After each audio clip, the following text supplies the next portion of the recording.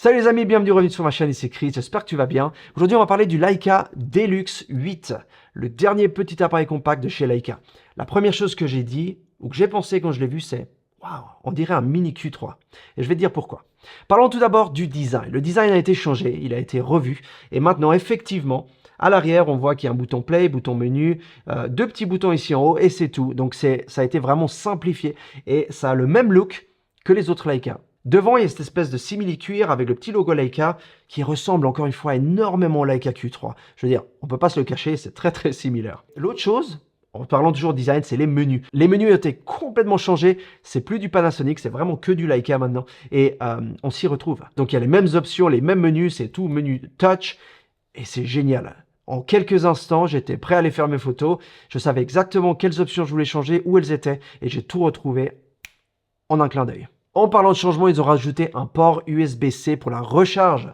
Donc maintenant, oui, tu pourras le charger par USB-C. Donc si tu es pas chez toi, ou même si tu es chez toi, et que tu veux le charger rapidement, tu peux prendre ton chargeur de n'importe quel autre appareil que tu as et le charger facilement. J'avais complètement oublié le fait que la série Deluxe n'avait pas les fichiers DNG. Donc tu pouvais pas utiliser des RAW en fait, tu pouvais que shooter en JPEG. Alors que maintenant tu peux. Et le fait que ce soit un capteur micro 4 tiers, dont je te parlerai dans un petit moment, le fait d'avoir des fichiers RAW, ça aide pour la gamme dynamique et avoir un petit peu plus de flexibilité pour tes retouches ensuite. Le capteur, comme j'ai dit, est un capteur CMOS micro 4 tiers de 17 millions de pixels.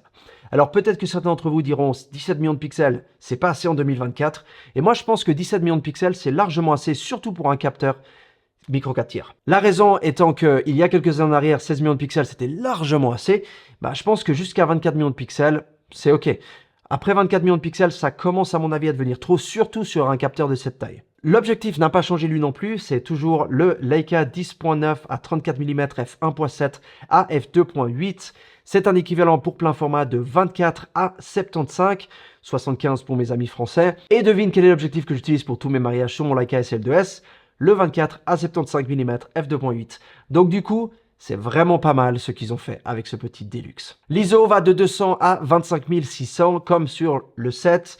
L'écran de 3 pouces est pareil, il n'est pas orientable, donc ça n'a pas changé non plus. Il y a un petit flash inclus dans la boîte quand tu l'achètes que tu peux mettre par-dessus pour faire des photos où tu débouches les ombres, ou tu veux faire un look ou un style particulier où tu as besoin d'un petit peu de lumière en plus.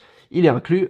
Ils ne me l'ont pas envoyé avec pour le test, mais je sais que c'est dans la boîte. Étant donné qu'il y a un port ici en haut pour mettre un flash, je me suis dit, hey, pourquoi je ne testerais pas ça en studio avec deux flashs externes.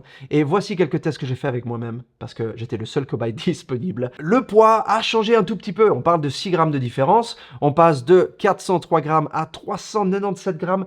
Donc tu vas évidemment pas sentir la différence, mais c'est toujours 6 grammes en moins comparé au Deluxe 7. Il n'y a toujours pas de tropicalisation sur ce Leica Deluxe 8.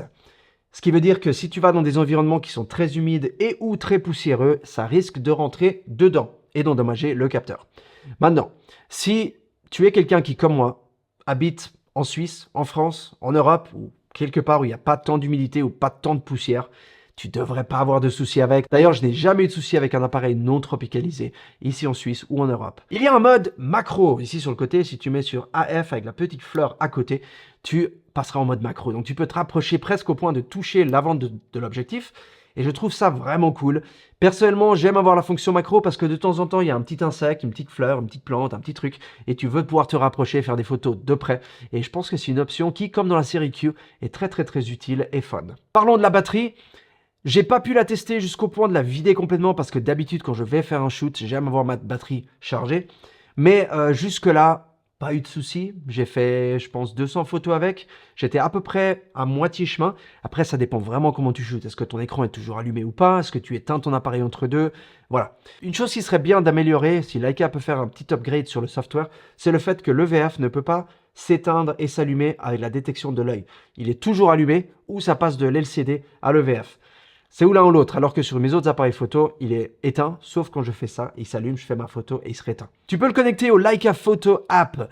Ça, c'est chouette. Pour un appareil de ce genre, comme sur le Leica Q, c'est vraiment pratique quand tu es à l'extérieur et que tu veux partager des photos avec un membre de la famille, avec des amis ou tout simplement mettre sur les réseaux sociaux. Tu peux le faire, tu te connectes, tu télécharges et c'est tout bon. Les photos, elles ont l'air de quoi? Alors perso, je les trouve vraiment bonnes. Je les trouve vraiment bonnes, surtout pour le fait que c'est un capteur, encore une fois, micro 4 tiers, pour le fait qu'il est aussi compact et le fait qu'il y a quand même un zoom. Donc, considérant tous ces éléments, considérant le prix qui sera aux alentours de 1500 €, c'est vraiment un bel appareil qui pourrait même faire de la compétition à Fujifilm à la série X100. Parce que c'est vrai que c'est pas un capteur APS-C, mais on a quand même un joli zoom qui nous donne une plage beaucoup plus élevée, beaucoup plus importante au niveau des longueurs focales. Après, ça reste un Leica, donc au niveau de la qualité, il est très bon. Et je trouve que les menus sont très simples, que l'utilisation est très bonne. Et en tant qu'utilisateur, je l'apprécie vraiment beaucoup. Voilà. J'espère avoir répondu à toutes les questions que tu avais. Si tu en as d'autres, comme d'hab, section des commentaires ci-dessous, j'y répondrai dès que possible. Si mon contenu te plaît, abonne-toi, comme ça tu rates aucune de mes futures vidéos. Et comme d'habitude, garde le sourire et prends de magnifiques photos. À bientôt. Ciao.